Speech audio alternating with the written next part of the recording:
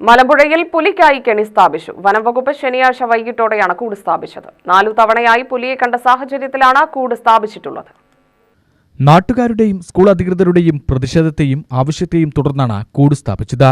Navodaya school പരിസരത്തെ കാട്ടിലായി വെള്ളിയാഴ്ച രാത്രിയാണ് പുലിയെ കണ്ടത്. വനംവകുപ്പ് സംഘം തിരച്ചിൽ നടത്തിയെങ്കിലും പുലിയെ കണ്ടെത്തിയിരുന്നില്ല. സ്കൂളിന് സമീപത്തെ പുലിയെ കണ്ട സ്ഥലത്തായാണ് കൂട് സ്ഥാപിച്ചിട്ടുള്ളത്.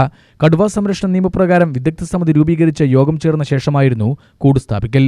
ജില്ലാ കളക്ടറും ജില്ലാ പോലീസ് മേധാവിയും വനംവകുപ്പ് ഉദ്യോഗസ്ഥരും MLA പ്രഭാകരനും കൂടിയാലോചിച്ചാണ് പുലിയുടെ കാര്യത്തിൽ നാട്ടുകാരുടെ ആശങ്കയകറ്റാൻ തീരുമാനിച്ചത്. 1000-ഓളം കുട്ടികൾ പഠിക്കുന്ന സ്കൂളുകൾക്ക് സമീപം കാടുപിടിച്ച നിലയിലാണ്.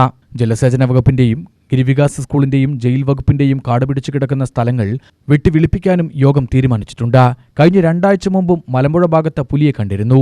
മതിലിന് മുകളിൽ കിടക്കുന്നതായാണ് അന്ന് കണ്ടത്. സമീപത്തെ ധോണി വാളയാർ മലനിരകളിൽ നിന്ന് വന്നതാകാമെന്നാണ് കരുതപ്പെടുന്നത്. UTV news, Palakkad.